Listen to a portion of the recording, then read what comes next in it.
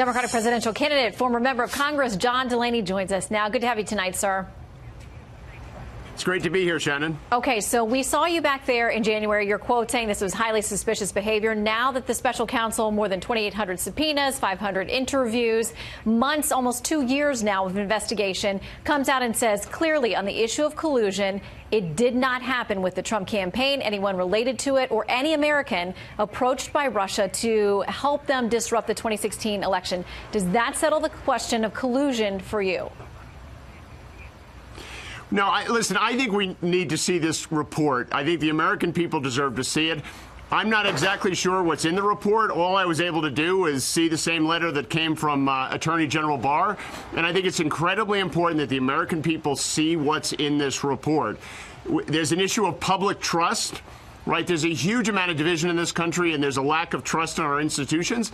I think making this report out in the open and available to the American people will help restore the public trust. I think there remains a lot of questions about what Russia did to interfere in our elections. This is the most central thing to our democracy, and we need to see the details of the report. And this obstruction question was obviously a very close call, and I think we really need to see what Mr. Mueller thought about this, because obstruction was only decided by Attorney General Barr. Yes, and others within the Justice Department, including Rod Rosenstein, who the president has taken aim at him. There have been plenty of Republicans who said they didn't have confidence in him. He was part of that decision as well. But back to the collusion question, we were told across the board, let's wait on Mueller. He is well respected. What he finds is what we need to know. Now, Attorney General Barr has summarized the findings, but he was absolutely clear with issue of collusion and what the special counsel found. So are you saying that there's in any way the Attorney General potentially misinterpreted that, or are you now saying you don't trust Mueller's findings? I just think there's almost no argument for not making this report public. I think everyone would feel much better seeing the report. Obviously, the report concluded that the standards for prosecuting collusion were not met. But that doesn't mean there was no evidence of collusion. These are the kind of things we need to see. I mean, I haven't seen the report. You haven't seen the report. We shouldn't have to rely just on what the Attorney General says. We should actually all see it and make our own determination. And here the president goes again, when he's saying he was exonerated. What the Attorney General said was he was specifically not exonerated on the obstruction charge.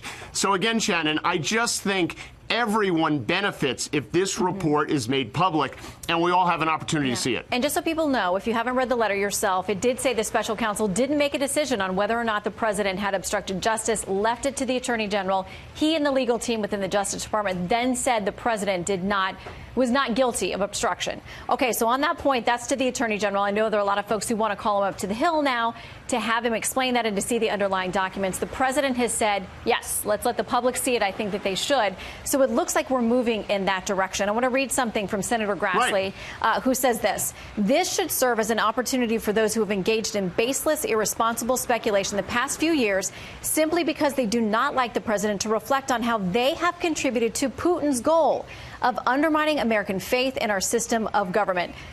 Do you agree with those today who say this is actually good news for Americans, that there was no evidence that our president was involved or his team in colluding with the Russians? We do know that they were bad actors and they're continuing to try to disrupt. But good news for Americans, regardless of political ideology, that our president was not involved in that?